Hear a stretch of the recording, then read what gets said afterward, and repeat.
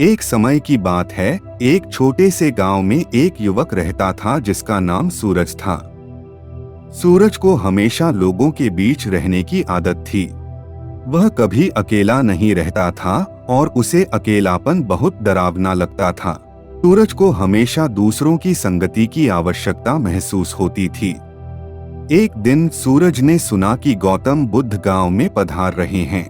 बुद्ध की शिक्षाओं के बारे में सुनकर सूरज ने सोचा कि वह भी उनसे मिलकर अपने सवालों का जवाब पाएगा।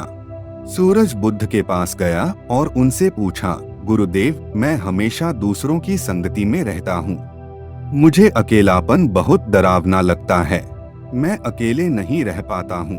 कृपया मुझे बताएं कि मैं अकेले रहकर खुश कैसे रह सकता हूँ।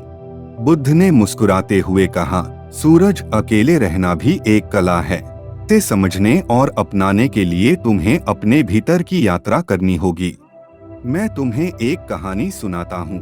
बुद्ध ने कहना शुरू किया, एक समय की बात है, एक युवा राजकुमार था जिसका नाम सिद्धार्थ था। वह एक महल में रहता था जहाँ हर तरह की सुख सुविधाएं थीं। लेकिन एक दिन उसने देखा कि बाहर की दुनिया में लोग दुख, बीमारी और मृत्यु का सामना कर रहे थे। उसने महसूस किया कि महल के सुख सुविधाएं असली सुख नहीं दे सकती। सिद्धार्थ ने महल छोड़ने का निर्णय लिया और सच्चाई की खोज में निकल पड़ा। उसने कई वर्षों तक कठिन तपस्या की और अंत में बोधि वृक्ष के नीचे ध्यान करते हुए ज्ञान प्राप्त किया।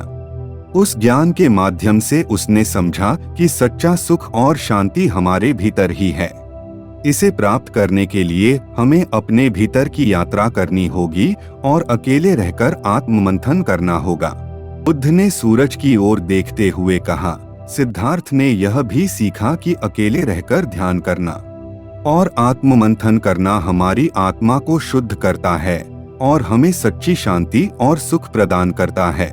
सूरज ने बुद्ध के शब्दों को ध्यान से सुना और उनसे पूछा, गुरुदेव, मैं अपने जीवन में इसे कैसे अपनाऊं?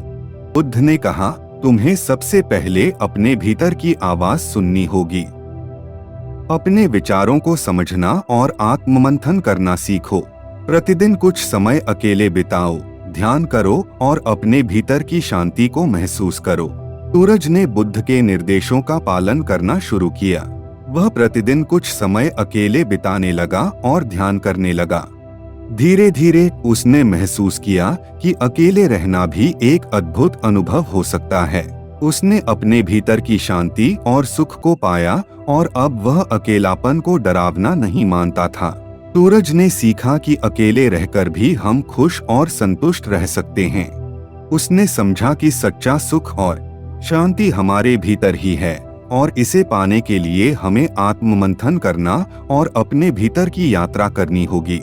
अकेले बिताने लगा और ध्यान करने लगा।